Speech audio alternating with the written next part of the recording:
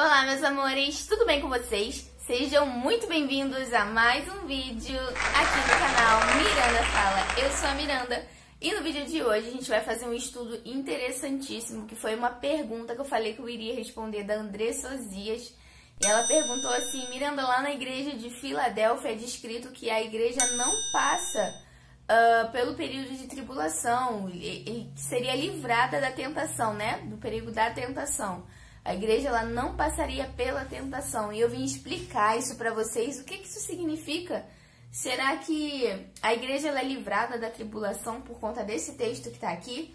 Gente, eu vim explicar isso para vocês. E eu garanto para vocês que vocês não vão perder o tempo de vocês, porque esse estudo tá excelente.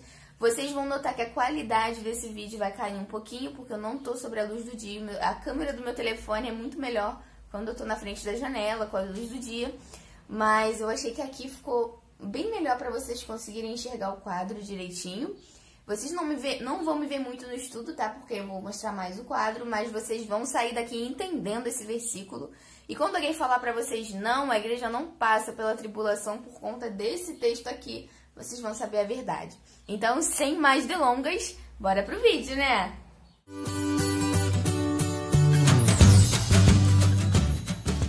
Gente, eu vou tentar falar o mais alto possível. Eu já até mudei de roupa porque começou a ficar bem calor. Mas eu garanto pra você que vai valer muito a pena esse estudo. Deu bastante trabalho pra fazer, mas eu creio que vocês vão gostar bastante. Eu quero que vocês deixem um feedback, tá? No final desse estudo, pra vocês me disserem se realmente vocês entenderam ou não. Qualquer dúvida, coloquem nos comentários. Gente, pra gente começar esse estudo, como vocês já estão vendo aqui no quadro, são as 7 igrejas lá do Apocalipse, descritas em Apocalipse, onde são enviadas as cartas. Eu acredito que essa história, todos vocês que estão assistindo esse vídeo já conheçam, que é a igreja de Éfeso, de Esmirna, de Pérgamo, Tiatira, Sardes.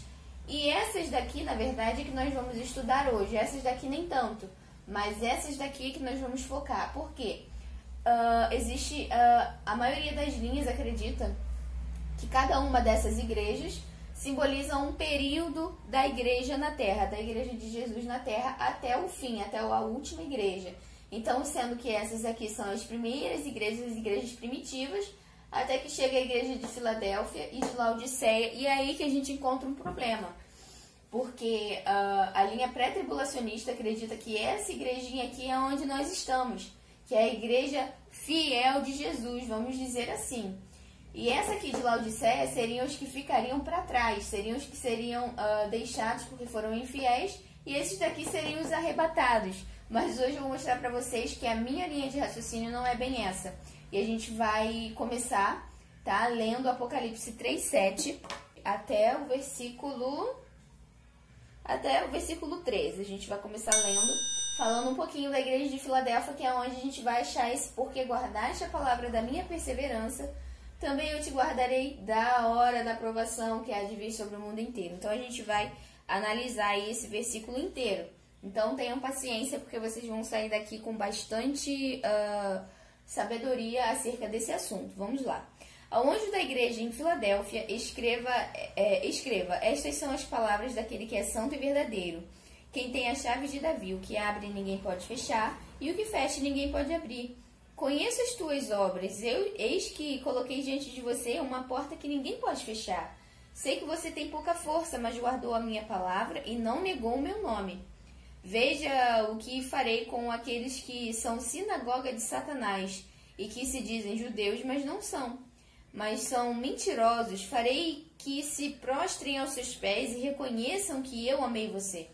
Visto que você guardou a minha palavra de exortação, aqui a gente já está lendo esse versículo que é muito importante, que é a base do nosso estudo. Ó. Visto que você guardou a minha palavra de exortação, a perseverança, eu também o guardarei da hora da provação que está para vir sobre o mundo inteiro, para pôr à prova os que habitam sobre a terra. Venho em breve, retenho o que você tem, para que ninguém tome a tua coroa.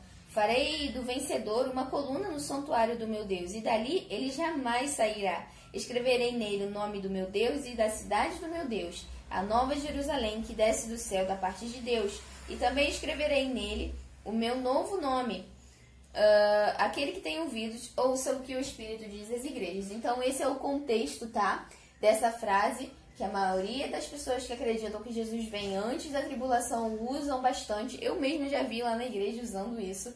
E eu sempre até tive dúvida, até que eu comecei a pesquisar sobre. E hoje eu vim fazer esse estudo para vocês vocês entendam o que eu entendi. Vamos lá. Agora a gente vai ler o que está dizendo para a igreja de Laodiceia. Lembrando que a maioria acredita que nós estamos em Filadélfia, né? Que só tem coisas boas, só promessas. Com a igreja do jeito que está, que vocês estão vendo, totalmente deturpada. A maioria acredita que nós estamos na igreja de Filadélfia, os pré-tribulacionistas. Mas eu não acredito, eu acredito que nós estamos na última, na igreja de Laodiceia. Vamos ler um pouquinho da igreja de Laodiceia, que vai ficar lá em Apocalipse, no capítulo 3 e no versículo 14 até o 22, que vai dizer assim pra gente. Ao anjo da igreja em Laodiceia escreva: estas são as palavras do Amém, a testemunha fiel e verdadeira, o soberano da criação de Deus. Conheço as tuas obras e sei que você não é frio e nem quente. Seria melhor que você fosse frio ou quente, mas assim, porque você é morno, nem frio e nem quente, estou a ponto de vomitá-lo da minha boca. Ou seja, gente, a pessoa que não é fria e nem quente é como se ela fosse cristã e ao mesmo tempo não fosse. É uma igreja misturada. E o que vocês estão observando no dia de hoje? Será que a nossa geração se parece mais com a igreja de Filadélfia, que só tem coisas boas, ou com a igreja de Laodiceia? Vamos continuar. Você diz: estou rico, adquiri riquezas e não preciso de nada. Não reconhece, porém, que é miserável, digno de compaixão, pobre, cego e que está nu. Dou-lhe este conselho: compre de mim ouro refinado no fogo e você se tornará rico. Compre roupas brancas e vista-se para cobrir a sua vergonhosa nudez. E compre colírio para ungir os seus olhos e poder enxergar. Repreendo e disciplino aqueles que amo. Por isso seja diligente e arrependa-se. Eis que estou à porta e bato. Se alguém ouvir a minha voz e abrir a porta, entrarei e cearei com ele e ele comigo. Ao vencedor darei direito de se assentar comigo em meu trono, assim como eu também venci e sentei com meu Pai em seu trono. Aquele que tem ouvidos, ouça o que o Espírito diz às igrejas. Ou seja, Jesus mesmo falando isso aqui para a igreja. Ou seja, eu deixo na perspectiva de vocês o que vocês acham. Se nossa igreja de hoje está mais parecida com Filadélfia, que é a igreja que recebeu muitos elogios, ou com a igreja de Laodiceia, uma igreja misturada. Eu deixo com vocês isso daí, tá? Agora a gente vai começar a esmiuçar todo esse versículo. Na verdade, ele não tá inteiro, tá? Tá só o mais importante, o principal, que é onde a gente vai estudar. E a gente vai começar a esmiuçar ele pelo grego, para vocês entenderem o porquê da hora da aprovação e o que seria essa aprovação. Será que seria a grande tribulação? Bom, é o que a gente vai ver agora. Porque guardaste a palavra da minha perseverança, também eu te guardarei da hora da provação que há de vir sobre o mundo inteiro. Apocalipse 3:10, que é o que a gente acabou de ler lá na igreja de Filadélfia. Agora a gente vai ler lá no grego, que eu já deixei aqui bem a colinha para vocês verem. A palavra guardar, descrita, deixa eu rabiscar aqui para vocês poderem entender. A palavra guardar, descrita aqui, e também aqui, que são a mesma palavra usada tanto para o guardar de cima quanto para o guardar de baixo. Então, como a gente estava dizendo, vocês viram que o Nicolas chegou, a mesma palavrinha que é usada aqui é a mesma usada aqui. Tanto nós guardando a palavra do Senhor, quanto o Senhor guardando a gente dessa tal hora da provação. É a mesma palavra no grego téreo. Então, é téreo aqui e téreo aqui. Agora a gente vai ler também, porque tem alguns versículos, eu separei só 2, mas tem até mais, que usa esse mesmo guardar aqui, esse mesmo termo téreo, em outros contextos, para a gente poder analisar. O primeiro que a gente vai ler, a gente vai começar de cima, porque esse daqui de João eu acabei tirando aqui, eu vou ter que colocar. Então a gente vai deixar o João por segundo. A gente vai primeiro ler 2 Timóteo, no capítulo 4 e no versículo 7, que vai dizer assim pra gente: combati o bom combate, acabei a carreira, ou terminei a carreira, e guardei, téreo, guardei a fé. Ou seja, guardou dentro de si, guardou a fé, guardar dentro. Combati o bom combate, acabei a carreira e guardei a fé. Ou seja, grego téreo, guardar, guardei a fé. Agora a gente vai lá para João, no capítulo 14, Deixa eu colocar aqui. Vai dizer assim pra gente: aquele que tem os meus mandamentos e o guarda, tério, guardar, observar, tomar conta. Aquele que tem os meus mandamentos e os guarda, esse é o que me ama. E aquele que me ama será amado de meu Pai. E eu o amarei e me manifestarei a ele. Ou seja, mais uma vez, o grego tério está dando o exemplo de guardar dentro de si. E não foge muito desse contexto, porque guardaste dentro do seu coração a palavra da minha perseverança. Ou seja, o que simboliza essa perseverança? É você esperar até o fim, mesmo diante da morte, você não desistir e não negar o Senhor. Você vai ver essa palavra várias vezes lá em Apocalipse, no sentido de perseguição. Você aguardou com paciência, você foi perseguido, mas você não desistiu. Então você guardou a palavra da minha perseverança, você me aguardou até o fim. Aquele que perseverar até o fim será salvo. Lembra desse versículo? Então aqui, ó, isso aqui simboliza a perseverança. Você aguardou até o fim, mesmo diante das tribulações, das perseguições. Você guardou a palavra da perseverança. Eu também te guardarei da hora da provação que há de vir sobre o mundo inteiro. Agora a gente vai ver também, antes da gente ver essa provação aqui, a gente vai começar pela ordem. A gente vai pro da hora da provação, esse dá. Deixa eu circular aqui para vocês. O dá. Porque a gente vai entender o significado desse dá. Que tá aqui já a colinha para vocês também embaixo. Dá, do grego ek, ou seja, aqui é a palavra ek, que vai dizer assim, de dentro de ou por fora de. Tem algumas versões, são poucas, que vai dizer que te guardarei na hora da provação, porque ele serve tanto para guardar de dentro quanto por fora. Então as pessoas que têm essa versão de da hora da provação não estão erradas também, tá, gente? Mas a gente vai ver em que contexto isso serve, já que tanto serve para de dentro quanto para fora. Vocês vão ver qual faz mais sentido. Agora a gente vai aprender como se fala a palavra provação ou tentação, que é o que está escrito aqui, que é a palavra em grego peirasmos.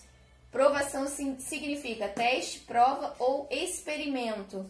Ou seja, é um pouquinho diferente de tribulação. Vocês estão vendo que eu coloquei aqui um ao lado do outro.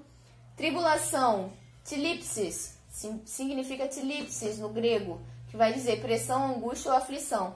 Só que a palavra aqui, guardar da hora da provação, não foi usada a palavra tilipsis para cá, foi usada peirasmos, que significa algum teste, alguma prova ou algum experimento. Eu, particularmente, na minha visão, dando esse estudo para vocês, cheguei a uma conclusão de que talvez essa hora da provação, que seria um teste, pode ser que simbolize a marca da besta ou alguma coisa desse tipo, porque o mundo vai ser provado com isso. Com a marca da besta, Deus vai acabar provando quem são os bodes e as ovelhas, quem são os dele e quem não é. E faz muito sentido, porque se você for ver aqui em cima, porque você guardou a palavra da minha perseverança, ou seja, você guardou a minha palavra dentro de você, você sabe aquilo que você deve ou não fazer nesses dias difíceis. Então, porque você guardou, você não vai ser tentado nessa hora da provação. Então, eu achei que faz muito sentido, talvez com a marca da besta. Não estou batendo martelo dizendo que é, mas está falando de alguma aprovação, algum teste, alguma prova, experimento que o mundo inteiro vai passar, e que faz muito sentido que seja. Mas os que sabem, os que guardam a palavra do Senhor, eles já estão vacinados e não têm o perigo de cair na provação que vai vir sobre o mundo inteiro. Agora a gente vai ler também um pouquinho sobre a ira de Deus. Será que isso daqui está falando um pouquinho sobre a ira? Porque geralmente as pessoas pré-tribulacionistas falam que a ira de Deus jamais cai sobre a igreja fiel. E, cara, eles estão certos. A ira de Deus, eu posso afirmar para vocês, e nessa vez eu bato o martelo, para dizer que a ira de Deus, ela nunca, jamais, em hipótese alguma, vai cair sobre a igreja fiel. A ira de Deus não é destinada para os fiéis, não é destinada para a igreja. Mas a gente vai ler um pouquinho sobre o que é essa ira de Deus. Será que a ira de Deus é a mesma coisa de tribulação ou provação? Vocês já sabem que tribulação e provação é diferente, que nesse versículo está falando de provação e não da tribulação. E agora a gente vai aprender também que a ira de Deus e tribulação são diferentes. E aqui não está falando nem de ira de Deus e nem de tribulação, está falando de provação. Vamos ler um pouquinho sobre a ira de Deus. O primeiro que a gente vai ler é 1 Tessalonicenses, no capítulo 1 e no versículo 10, que vai dizer assim pra gente. e esperar dos céus a seu Filho, a quem ressuscitou dos mortos, Jesus, que nos livra da ira que há de vir. Vamos ler também 1 Tessalonicenses, no capítulo 5 e no versículo 9, que vai nos dizer assim: porque Deus não nos destinou para a ira. Eita, sumiu aqui. Porque Deus não nos destinou para a ira, mas para recebermos a salvação por meio do nosso Senhor Jesus Cristo.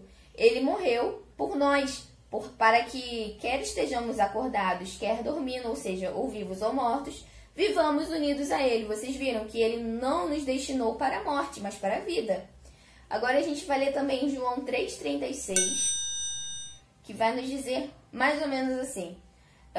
João 3,36. Quem crê no Filho tem a vida eterna. Já quem rejeita o Filho não verá a vida, mas a ira de Deus permanece sobre ele. Esse, gente, tem que ler até de novo, porque é muito revelador. Olha só. Quem crê no Filho tem a vida eterna. Já quem rejeita o Filho não verá a vida, mas a ira de Deus permanece sobre ele. Ou seja, aqui a gente já vê para onde se direciona a ira de Deus, que é para os filhos da desobediência. É claro, a ira de Deus jamais cai sobre a igreja. Mas a gente vai ler mais um versículo que fica lá em Apocalipse 16, que vai nos dizer de que ira o Senhor está falando, tá? A gente vai explicar um pouquinho sobre ira agora. O que seria a ira de Deus? Como eu falei para vocês, não é o mesmo de tribulação e nem de provação. São coisas diferentes, palavras no grego diferentes. Agora a gente vai ver o que seria a ira de Deus, porque geralmente as pessoas que acreditam que vão ser arrebatadas aqui, que isso daqui simboliza o arrebatamento, esse guardar a palavra da minha perseverança e eu guardarei da hora da provação, simboliza arrebatamento, mas a gente vai ver que não é isso que a palavra está dizendo. E que essa ira que geralmente essas pessoas que acreditam no arrebatamento secreto falam, eles falam que a ira de Deus é a tribulação, que Deus vai nos guardar da tribulação, como se fosse a tribulação a ira de Deus, mas não é. Agora vocês vão aprender que a ira de Deus não é a tribulação. A tribulação, na verdade, é o período que Deus passa autoridade, dá autoridade para a besta, no caso até para Satanás, que vai estar ali dentro da besta, né? Ou do falso profeta também, vão agir juntos no fim dos tempos. Então vai ser uma coisa totalmente diferente. E a ira de Deus vai cair só após esse período, durante também um pedaço. E a gente vai ler sobre a ira de Deus agora. Apocalipse 16 vai dizer assim, ó. Então ouvi uma forte voz que vinha do santuário dizendo aos 7 anjos: vão derramar sobre a terra 7 taças da ira de Deus. Prestem atenção que essa é a ira de Deus. O primeiro anjo foi e derramou a sua taça pela terra, e abriram-se feridas malignas e dolorosas naqueles que tinham a marca da besta e adoravam a sua imagem. Opa, calma aí. Então a gente vê que não é sobre a igreja fiel, mas é sobre a igreja infiel. E está relatando aqui que só caiu essa taça sobre as pessoas que eram infiéis, ou seja, as pessoas fiéis ainda estarão na terra. Tá, gente? Nós ainda estaremos aqui durante esse período. O segundo anjo derramou a sua taça no mar, e este se transformou em sangue como de um morto, e morreu toda criatura que vivia no mar. O terceiro anjo derramou a sua taça nos rios e nas fontes das águas, e elas se transformaram em sangue. Agora, preste atenção no que o anjo do Senhor vai dizer. Então ouvi o anjo que tem autoridade sobre as águas dizer: tu és justo, tu és santo, tu, o santo que és e que eras, porque julgaste estas coisas. Pois eles derramaram o sangue dos teus santos e dos teus profetas, e tu lhes deste sangue para beber, como eles merecem. Ou seja, aqui já está relatando um período de tribulação, onde nós vamos ser perseguidos e mortos. Porque eles derramaram o sangue dos santos e dos profetas. Os santos somos nós, a igreja. E ouvido o altar responder: sim, Senhor Deus, Todo-Poderoso, verdadeiros e justos são os teus juízos. O quarto anjo derramou a sua taça no sol, e foi dado poder ao sol para queimar os homens com fogo. Estes foram queimados pelo forte calor e amaldiçoaram o nome de Deus, que tem domínio sobre todas estas pragas. Contudo, se recusaram a arrepender-se e a glorificá-lo. O quinto anjo derramou a sua taça sobre o trono da besta, cujo reino ficou em trevas. De tanta agonia, os homens mordiam a própria língua. Tá vendo como está se passando no reino da besta já? A ira de Deus caindo durante o reinado da besta. E blasfemavam contra o Deus do céu por causa das suas dores e das suas feridas. Contudo, recusaram-se a arrepender-se das suas obras que haviam praticado. O sexto anjo derramou a sua taça sobre o grande rio Eufrates, e secaram-se as suas águas, para que fosse preparado o caminho para os reis que vêm do Oriente. Então vi saírem da boca do dragão, da boca da besta, da boca do falso profeta, 3 espíritos imundos, semelhantes a rãs. São espíritos de demônios que realizam sinais miraculosos. Eles vão aos reis de todo mundo a fim de reuni-los para a batalha do grande dia do Deus Todo-Poderoso. Agora, olha só que interessante. Esse próximo versículo vai ser a prova de que a igreja ainda estará aqui na ira de Deus. Eis que venho como ladrão. Isso já está o quê? Na sexta taça da ira de Deus, ó, na sexta taça, durante a sexta taça. Eis que venho como ladrão, feliz aquele que permanece vigilante e conserva consigo as suas vestes, para que não ande nu e não seja vista a sua vergonha. Ou seja, na sexta taça o Senhor ainda está anunciando a sua vinda. Então, na sexta taça, a igreja ainda está aqui. Agora a gente vai ler, porque eu vou falar uma coisa muito interessante para vocês. Vocês devem estar pensando, mas então o povo de Deus vai sofrer a ira de Deus, a igreja fiel, a ira de Deus vai cair sobre a igreja fiel? Não, fica até o final que eu vou explicar isso para vocês. Então, os 3 espíritos os reuniram num lugar em que no hebraico é chamado de Armagedon. O 7º anjo derramou a sua taça no ar, e do santuário saiu uma forte voz que vinha do trono dizendo: está feito. E um ponto que vale a pena ressaltar para vocês é que essa voz que diz no altar que está feito vai me lembrar muito o que diz lá em João 19, no capítulo 28 ao 30, e vai dizer assim: mais tarde, sabendo então que tudo estava concluído para que a escritura se cumprisse, Jesus disse: tenho sede. Estava ali uma vasilha cheia de vinagre. Então eles embebedaram numa esponja nela, colocaram a esponja na ponta de um caniço de ísopo e ergueram até os lábios de Jesus. E tendo-o provado, Jesus disse: está consumado. Com isso, curvou a cabeça e entregou o espírito. Ou seja, essa passagem dá a entender de que a voz que vem lá em Apocalipse, que lemos agora, do altar, não seria um anjo, mas seria sim Jesus, porque a frase seria a mesma: está consumado, está feito. E a mesma frase que ele usa na sua morte, ele usa também quando ele vem na sua glória. E isso é uma revelação incrível da parte de Deus.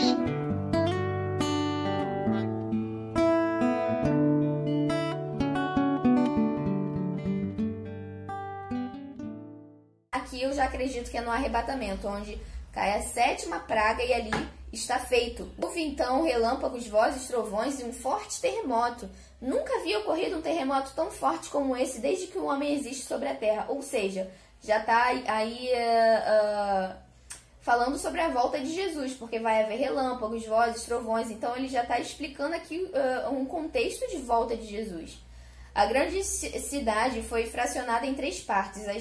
As cidades das nações se desmoronaram. Deus lembrou-se da grande Babilônia e lhe deu o cálice do vinho do furor da sua ira. Ou seja, essa já é a última praga mesmo na vinda de Cristo. Todas as ilhas fugiram e as montanhas desapareceram.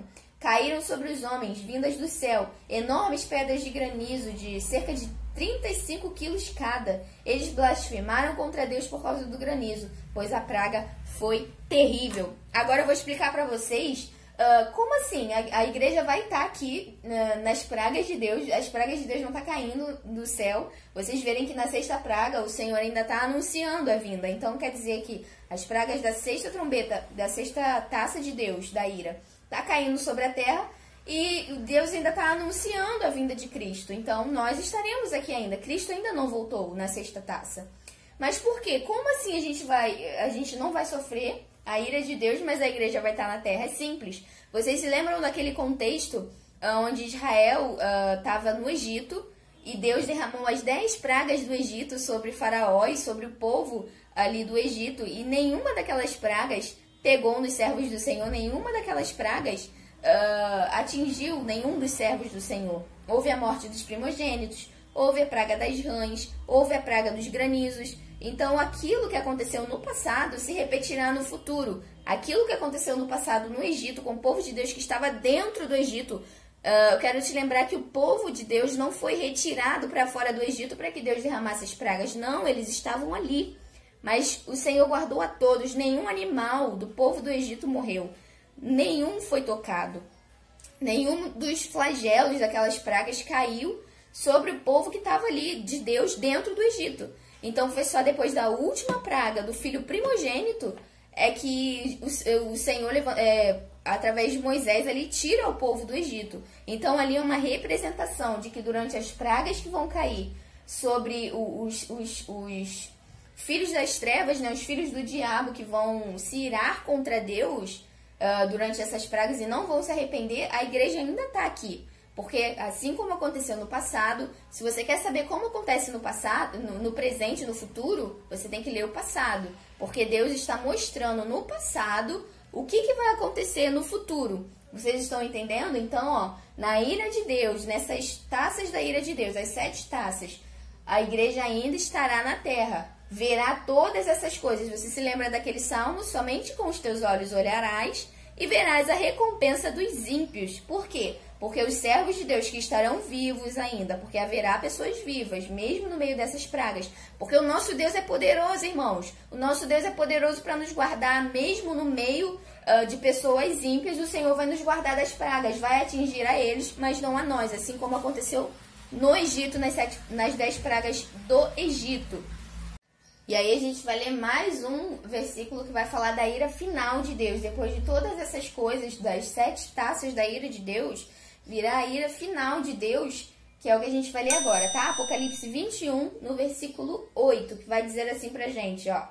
Mas os covardes, os incrédulos, os depravados, os assassinos, os que cometem imoralidade sexual, os que praticam feitiçaria, os idólatras, os mentirosos, o lugar deles será no lago de fogo que arde com enxofre. Esta é a segunda morte, ou seja, nós não fomos destinados para a ira do Senhor, somente os filhos da desobediência são destinados para a ira do Senhor. Tanto as 7 taças da ira de Deus que ocorrem no fim dos tempos, quanto também a segunda morte. Tá, gente? Então era isso que eu queria explicar para vocês. Agora vocês sabem que tribulação não é o mesmo da ira de Deus. O período de tribulação é um período de angústia, de pressão, de aflição, de perseguição aos cristãos, porque foi dado poder para a besta e para o anticristo reinarem na terra. Será um período muito tribuloso aí, né? Nem sei se existe essa palavra, mas de muita tribulação.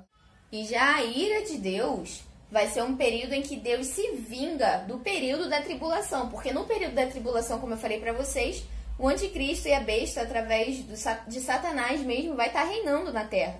E eles vão matar e vão perseguir os santos do Senhor, ou seja, a igreja. Mas aqui o Senhor vem na ira de Deus e se vinga, como se fosse uma vingança desse tempo e de todo o período da história onde a igreja foi perseguida. Aqui é onde é a vingança do Senhor. A ira de Deus é quando Deus vem e se vinga. Aí vem de Deus, não do anticristo. Porque todo o mal que virá na tribulação vem do anticristo. Mas aqui na ira de Deus, todo o mal que vai vir sobre a terra vai vir de Deus. Mas diferente da tribulação, que atingiu também um pouco do povo dos santos, um pouco da igreja, né? Porque muitos vão morrer, muitos também vão ser salvos. Vai ter aí uma divisão bem grande aí de pessoas que vão morrer, que vão ter que dar a vida pelo testemunho do Senhor, mas também vão haver pessoas que vão viver, que vão ser guardadas da perseguição que vai haver na tribulação.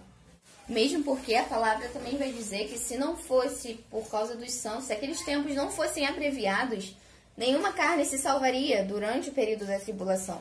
Mas por conta dos escolhidos, dos eleitos, aquele tempo ele se reduziria, né? E é até interessante essa parte, porque muitos pensam que os dias eles vão ser abreviados com menos horas.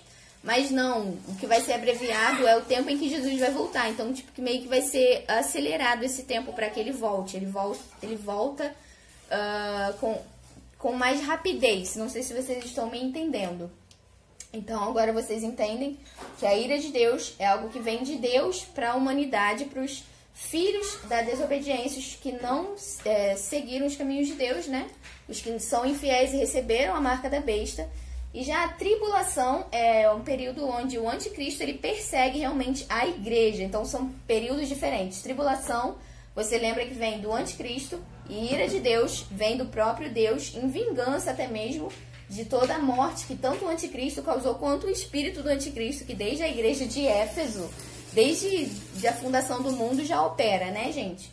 Então, acho que já deu para vocês entenderem bastante. Agora, eu queria que vocês entendessem a parte da tribulação também, para não ficar somente na ira de Deus, vocês entenderam, mas também na parte da tribulação. Quero que vocês tenham a total certeza do que significa aí a tribulação. A gente vai ler lá em Apocalipse 13, no versículo 4 até o 10, que vai explicar um pouquinho isso pra gente. E vai dizer assim, ó: adoraram o dragão que tinha dado autoridade à besta, e também adoraram a besta, dizendo: quem é como a besta? Quem pode guerrear contra ela? A besta foi dada uma boca para falar palavras arrogantes e blasfemas. E lhe foi dada autoridade para agir durante 42 meses, ou seja, os 3 anos e meio. Foi dada autoridade para a besta.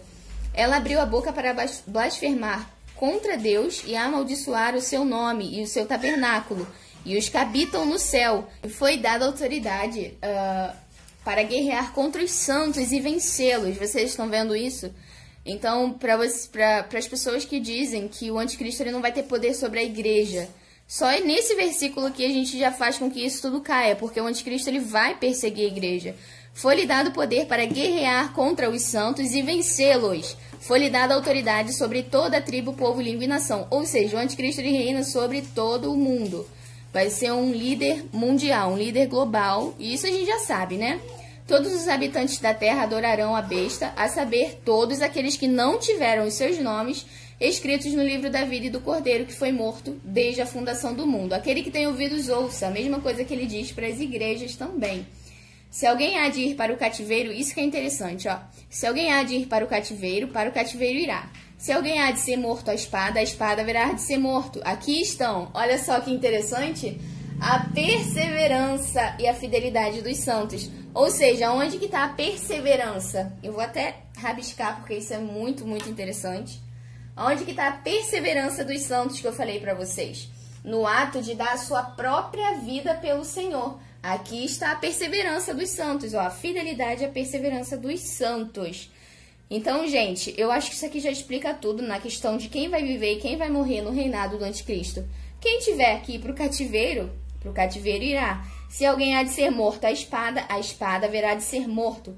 Aqui estão onde, no ato de ser morto e dar a sua vida pelo Senhor, está a tua perseverança e a tua fidelidade. Então, aqui eu acho que já te explica bastante sobre todo esse texto. Eu ia ler Mateus, mas eu acho que nem vou, porque senão esse vídeo vai ficar muito longo. Mas eu já acho que já expliquei para vocês bastante a respeito da tribulação. Agora vocês sabem o que é essencial para que vocês entendam esse versículo do porquê guardaste a palavra da minha perseverança. Também eu te guardarei da hora da provação que há de vir sobre o mundo inteiro, que isso não simboliza que é o arrebatamento, que Deus vai tirar a igreja da terra. Vamos ler da forma com que as pessoas pré-tribulacionistas acreditam. Porque eles acreditam que esse guardarei aqui, ó, é tirar da terra. Então vamos ler, já que essa palavra e essa são as mesmas, então ficaria da seguinte forma, se fosse realmente da forma que eles dizem. Porque eu tirei a palavra da minha perseverança, também eu te tirarei da hora da provação que há de vir. Vocês percebem que não faz muito sentido, porque a palavra, na verdade, é literalmente guardar e não tirar da terra. Não vai haver um arrebatamento aqui. Então, gente, eu acho que é isso. Eu acho que deu para vocês entenderem bastante. Se vocês entenderam, se vocês gostaram desse estudo, coloquem aqui embaixo para eu saber se vocês têm alguma dúvida ainda a respeito disso. Embora eu acho que eu já falei de tudo, eu acho que dá para entender que esse guardar simboliza guardar no seu coração as palavras do Senhor e aguentar até o fim. E ele também vai nos guardar da hora da provação, que vai haver uma provação muito grande sobre o mundo inteiro, que eu acredito ser a marca da besta, mas porque você guardou a palavra, você sabe o que vai ser a marca da besta, você vai se guardar, você vai recusar até mesmo a sua vida pelo Senhor, porque é aqui que está a perseverança. Então você vai ser livre da hora da provação, porque você não vai ser tentado, você vai ter o Senhor te ajudando, te auxiliando, tá? Então eu acredito que deu para entender. E a última coisa, eu prometo, esse grego aqui da hora da tribulação, vocês veem que combinaria muito mais de dentro de, tá? E não por fora de. Então ficaria na hora da provação, porque como ele serve para os dois contextos, com todo o contexto que a gente leu, a gente vê que ele guardará de dentro, ele vai guardar de dentro do meio de toda a aprovação que vai estar acontecendo no mundo. Tá, gente? Esse foi o estudo de hoje. Eu espero muito que vocês tenham gostado. Se você gostou, deixe seu like, se inscreva no canal e vai ter muitos outros estudos como esse. Me coloquem aqui também nos comentários se vocês gostaram, deu pra entender nesse quadro, tá? Se vocês gostaram do estudo no quadro. E é isso, gente. Eu não vou nem aparecer no final. Um super beijo, fiquem com Deus e até o próximo vídeo. Tchau, tchau!